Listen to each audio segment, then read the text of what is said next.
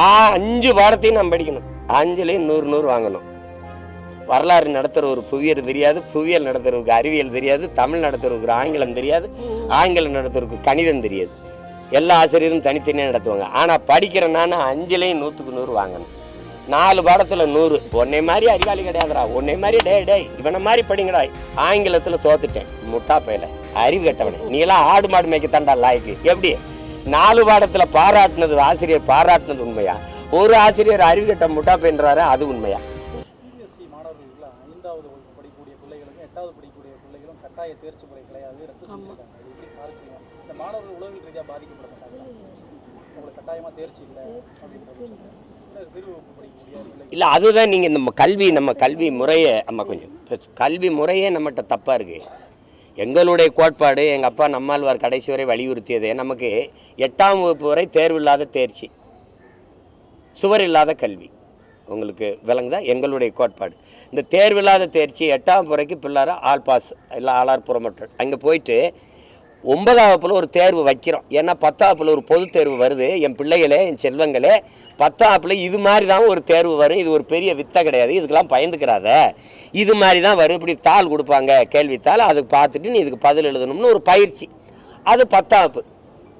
இந்த 11ஆம் வகுப்புலையும் பொது தேர்வு வைக்கணும்னு சொல்கிறது என்னென்னா, சில தனியார் பள்ளிகள் என்ன பண்ணுதுன்னா, நேரடியாக 2 ஆண்டும் தேர்ச்சியை காட்டுறதுக்கு 12ஆம் வகுப்புலேயே பாடத்தை நடத்தி விட்டுருது. 12ஆம் பாடத்தை அங்கே போய் என்ன செஞ்சிருதுன்னா, தனித்திறன் போட்டியில் பொதுத்திறனுக்கு போகும்போது அவன் 11ஆம் வகுப்புல இருந்தும் கட்டுறான், +1 இருந்துலையும். அப்போ தெரியாமல் போயிடுது பாடம்.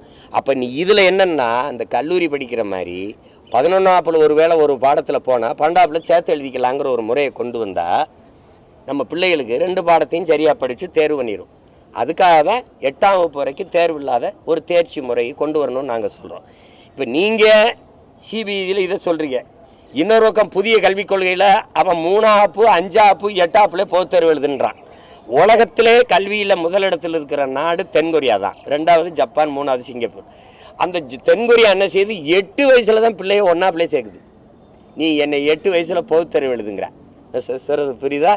அப்போ அவன் என்ன சொல்கிறான்னா, ஒரு பொது தேர்வு எழுதும்போது அந்த பிள்ளை தோல்வி விட்டுருச்சுன்னா அந்த கல்விங்கிறது நெஞ்சுக்குள்ளே ஒரு நஞ்சா பாய்ந்துடும். பள்ளிக்கூடம் போகிறதே நரகத்துக்கு போகிற மாதிரி ஆகிடும். அப்போ அந்த கல்வி இருக்கிற மனநிலிருந்து இந்த பிஞ்சு மனசு ஒடிஞ்சு மனநலம் பாதிக்கப்பட்டு சமூக சீரழிவு ஆயிரும். அப்போ அதனால் இது கல்விங்கிறது எப்போவுமே சுகமாக இருக்கணும், சுமையாக இருக்கக்கூடாது. நாங்கள் வரும்போது வீட்டு பாடம் ஹோம்ஒர்க்கே கிடையாதுங்கிறோம். அங்கே படி 5 பாடத்தையும் நம்ம படிக்கணும். 5லையும் 100 வாங்கணும். வரலாறு நடத்துகிற ஒரு புவியியல் தெரியாது, புவியியல் நடத்துறதுக்கு அறிவியல் தெரியாது, தமிழ் நடத்துறதுக்கு ஆங்கிலம் தெரியாது, ஆங்கிலம் நடத்துறதுக்கு கணிதம் தெரியாது. எல்லா ஆசிரியரும் தனித்தனியாக நடத்துவாங்க. ஆனால் படிக்கிற நான் 5லையும் 100க்கு 100 வாங்கணும். 4 பாடத்தில் 100. உன்னை மாதிரி அறிவாளி கிடையாதுடா, உன்னை மாதிரி டே இவனை மாதிரி படிங்கடா.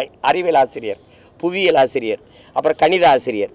ஆங்கிலத்தில் தோத்துட்டேன், முட்டா பையில, அறிவு கட்டவனே, நீ எல்லாம் ஆடு மாடு மேய்க்கத்தாண்டா லாய்க்கு. எப்படி 4 பாடத்தில் பாராட்டினது ஆசிரியர் பாராட்டினது உண்மையா? ஒரு ஆசிரியர் அறிவு கட்ட முட்டா பையன்றாரு, அது உண்மையா? இதெல்லாம் ஒரு கொடுமை. அதுக்கு தான் நாங்கள் என்ன சொல்கிறோம், தனித்திறன் கல்வி. வீரத்துறவி விவேகானந்தர் இந்த நாட்டுக்கு போதிச்சது தான். ஒவ்வொரு மனிதனுக்குள்ளும் தனித்த பேராற்றல் மறைந்திருக்கிறது, அதை கண்டுணர்ந்து வெளிக்கொணர்வதற்கு பேர் தான் கல்விங்கிறார். சச்சின் டெண்டுல்கர் பந்தை அடிச்சாரா படிச்சாரான்னு அவன்கிட்ட பதில் இல்லை. எங்களுடைய ஈடு இணையற்ற இசை மேதை எங்கள் அப்பா இளையராஜா படிச்சாரா, இசை அமைச்சாரா? எங்கள் ஐயா நடிகர் திலகம், உலகத்தில் அவரை மிஞ்சின ஒரு நடிகன் இன்னும் பிறக்க போதும்ல. படிச்சாரா நடிச்சாரா? ஒரே ஆற்றல், அவனை மிஞ்ச ஆள் கிடையாது. அப்படிதான் எங்கள் ஐயா அப்துல் கலாம். ஒரே துறை, அறிவியல் துறை, ஒரே துறையிலுக்கு அவன் ஜவஹர் பழனியப்பன் இன்னைக்கு அமெரிக்காவில் மிகப்பெரிய மேதையாக இருக்கிறார். எங்கள் ஐயா மருத்துவர். எங்கள் அப்பா முத்தமிழன்லாம் இன்னைக்கு அமெரிக்காவில் பல மருத்துவர்கள் உயர்ந்த மருத்துவ நிலையில் இருக்காங்க. ஒவ்வொருத்தரும் அப்படி தான், ஒரே துறை தான். எங்கள் அப்பா பாரதி ராஜாவை எங்கள் அப்பா இளையராஜா மாதிரி இசைமின்னு சொல்லக்கூடாது, இந்த பாவத்துக்கு அந்த அப்பா மாதிரி படம் எடுன்னு சொல்லக்கூடாது. அவரவர் துறையில் மேதமை, அதை தான் நீங்கள் பார்க்கணும். பிளே ஸ்டோர் மற்றும் ஆப் ஸ்டோரில் இருந்து பாலிமர் செயலியை QR கோடு மூலம் பதிவிறக்கம் செய்யுங்கள். செய்திகளை உடனுக்குடன் பெறுங்கள்.